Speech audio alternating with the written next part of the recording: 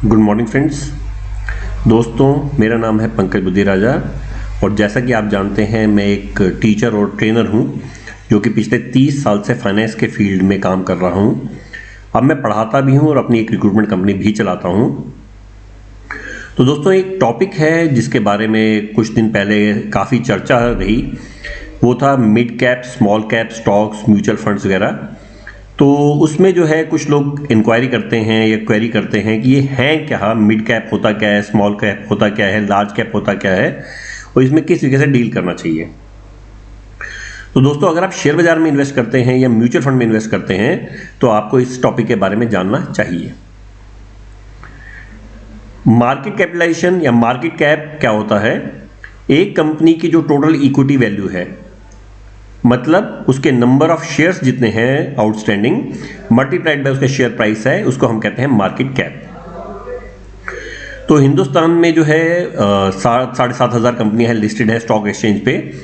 इनका market cap जब हम कैलकुलेट करते हैं तो देश की जो 100 सबसे बड़ी कंपनियां निकल के आती हैं जिनका मार्केट प्राइस मल्टीप्लाइड बाय उनके number of share outstanding India में 100 टॉप कंपनियों में आते हैं, जैसे कि रिलायंस है, जैसे कि एचडीएफसी बैंक है, जैसे कि इन्फोसिस है, विप्रो है, एसबीआई है। तो इस तरह की कंपनियों को हम कहते हैं लार्ज कैप स्टॉक। उसके बाद 101 से लेकर 250 तक जो कंपनियां आती हैं हम उनको कहते हैं मिड कैप, और 251 के नीचे जो कंपनियां आती हैं उनको कहते हैं स्मॉल कैप।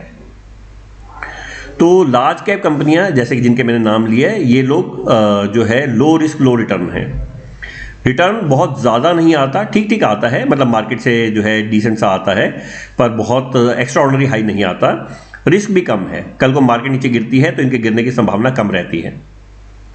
अब स्टेट बैंक है या एचडीएफसी है या रिलायंस है या इन्फोसिस है, बंद तो हो नहीं सकते, तो रिस्क कम है पर रिटर्न भी जो है कंपैरेटिवली कम है।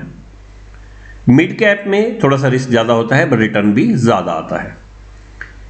इसके बाद आते हैं दोस्तों स्मॉल कैप, जो कि हाई रिस्क हाई रिटर्न है। इनमें वॉलेटिलिटी बहुत ज़्यादा है, मार्केट 10% ऊपर जाती है, ये 50% ऊपर चले जाते हैं, मार्केट 10% नीचे जाती है, ये 50% नीचे आ जाते हैं। तो पिछले कुछ टाइम से लोगों में इनके इन्वेस्टमेंट के प्रति जो है रुझान बढ़ा है और लोग ये चाहते हैं कि इनमें इन्वेस्ट करें क्योंकि इनके रिटर्न्स बहुत अच्छा है। पर ये सब डिपेंड करता है मार्केट कंडीशन पे।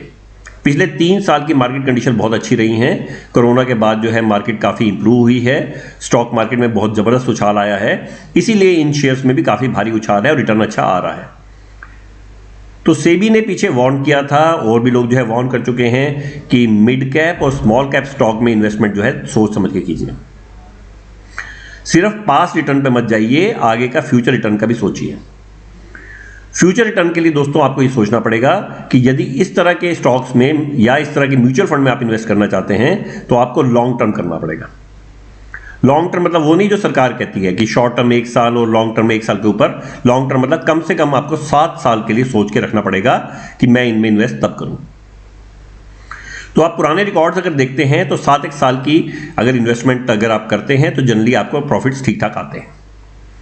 वैसे भी मैं जो है पर्सनली मिड कैप या स्मॉल कैप इन्वेस्टर्स को कहता हूं कि अगर आप 10-15 साल का होराइजन लेके चल रहे हैं तो आप इन्वेस्ट कीजिए। अभी जैसे मार्केट कंडीशंस थोड़ी सी वॉलेटाइल हैं, पीछे एफआईज ने काफ़ी पैसा निकाला है और मार्केट में गिरावट है।